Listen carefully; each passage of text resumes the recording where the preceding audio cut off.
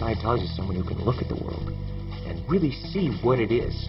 Not only look at it and see it, but be able to go and be effective and do something about it. And someone who's not asking permission to do that. Why ask permission?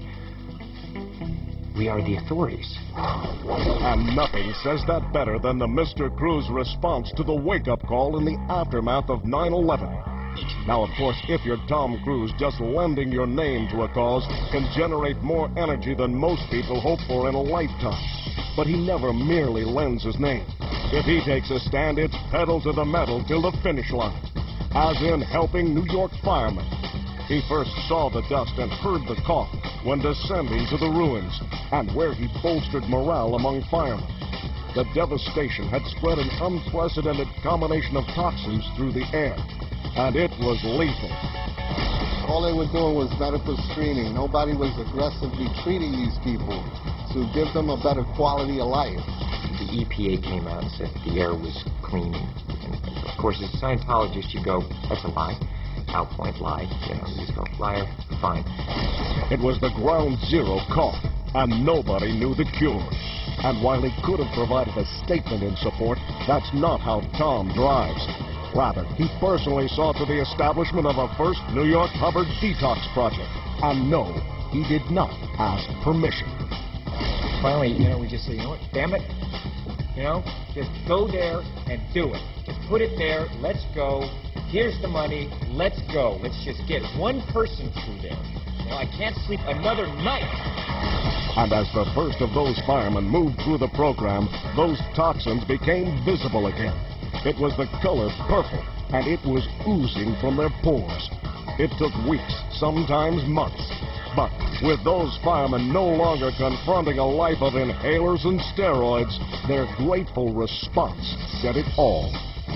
To our brother L. Ron Hubbard from your brothers at the New York City Fire Department, we honor you with this helmet, a symbol of our motto, to protect life and property, which is the legacy of your technology embodied. And that's why, with the purification program as the only cure in sight, Tom next organized a fundraiser to bring it on even more. And while the mere weight of his name drew donations from the likes of Jerry Seinfeld, Adam Sandler, Jim Carrey, and Paul McCartney, it was still upfront and personal when presenting L. Ron Hubbard's purification program to the world. And before the night was over, he had not only held the largest fundraiser for LRH Techie in history, but he'd provided for a second detox center. And with word of success spreading, he'd also led the way to the first ever U.S. government grant for a Purif program. But what matters to Tom Cruise are not the numbers. It's the people. Tom takes it to another level. Tom's taking it to an extreme level. I can't believe how he sacrifices and what he does for his programs. And now to get to know him a little bit, I realize that he's not just doing this because he's the man. He's doing this because he truly believes in it, and he has a passion to help people with the programs that he's involved in. The city tends to beat you down to a nub, and I don't think that Tom's the type of guy to get beat down to a nub. So it's pretty impressive that it's been going like a big tidal wave now. You look like the type of person that would turn over any rock to get the job done and bring the help to the people who needed it in New York City. And I was right. For once, in all that track, we have tools that we can apply to ourselves and apply to others. And I'm telling you, it's like you know the tech and you apply it correctly and it's KSW, you're gonna get improvements. Period. Punctuating that one is Tom Cruise at the Hollywood Education and Literacy Project, one-on-one with kids from the neighborhood. But with illiteracy swamping whole communities, he was soon fueling LRH learning centers all over the map. Then there's the National Mentoring Partnership, attended by corporate and entertainment leaders. And when they gave him an award, Tom's acceptance speech was an education in itself.